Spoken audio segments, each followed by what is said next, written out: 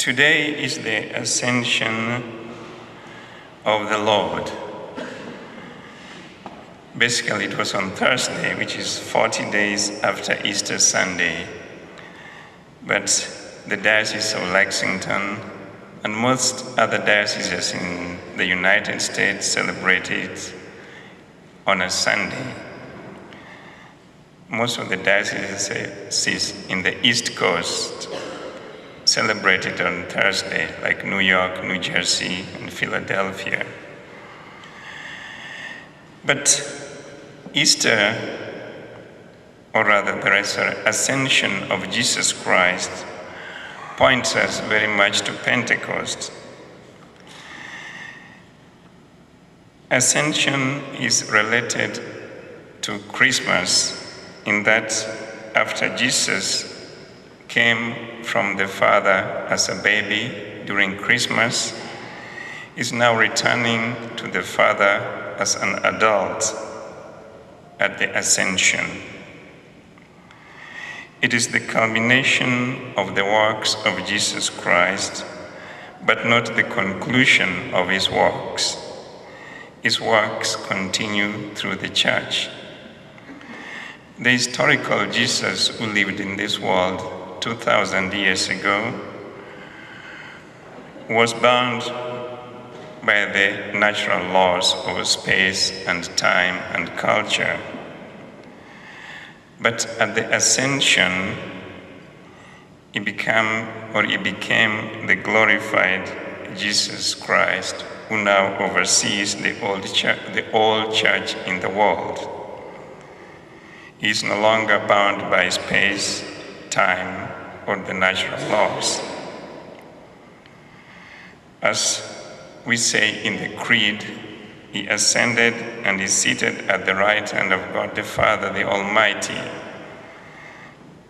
The word right hand doesn't literally mean he sits at the right hand, but it means he's given the authority to rule the church. During the lifetime of Jesus Christ, ancient Jews had a lot of argument about the afterlife.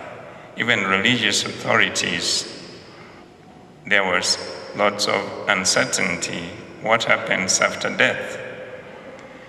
There was a religious sect known as the Sadducees. They did not believe in the afterlife.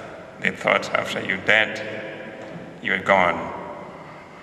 Then the Pharisees, who were not always in good terms with Jesus, believed in the afterlife. But even them, they couldn't have concrete evidence. But today, as Jesus ascended into heaven, this convinced his followers that there's indeed an afterlife. They knew that he was going to heaven and that they would follow soon if they followed his teachings. As the gospel reading puts it, then he led them out as far as Bethany, raised his hands and blessed them. As he blessed them, he parted from them and was taken up to heaven. Now you heard that was in Bethany. The place where that event occurred, legend has it that he stood on a rock and then he raised his hands up and ascended. Now, if you go to Jerusalem now, there's a chapel of the Ascension. It's a small building about the size of a garage, a two-car garage. And in that chapel, encased in the center, in a glass case, is the rock which they say, or legend has it, that Jesus stood as he raised his hands and ascended. Now we can make arguments for that, just like the Shroud of Turin. And even if you look into that rock, they say there's a semblance of a footprint of Jesus. Well, whether it is true or a fact or just a legend, we should not let our faith be tested on material evidence. Rather, the real footprint of Jesus Christ is the works of the church which he left for the apostles. He told them to go back to Jerusalem and wait for the Holy Spirit to come, and then the works of the church were to begin.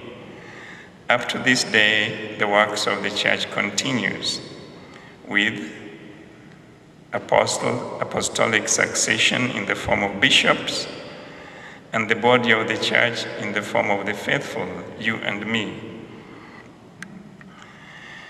The works of the church comes in the corporal works of mercy.